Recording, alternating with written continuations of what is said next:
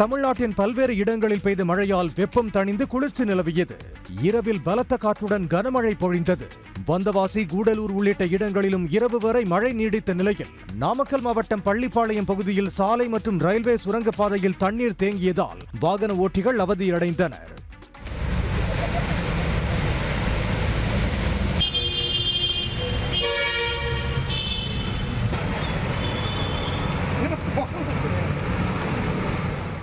கூடலூர், ஓவேலி, ஸ்ரீமதுரை, பாடந்துறை, நாடுகாணி, தேவாலா, பந்தலூர், சேரம்பாடியில் இடைவிடாது பெய்த மழையால் சாலைகளில் மழைநீர் தேங்கியது.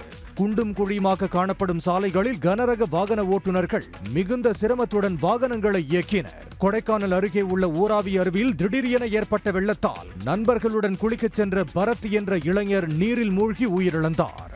ஈரோட்டில் பெய்த கனமழையால் மதுபான கூடத்திற்குள் தண்ணீர் புகுந்தது.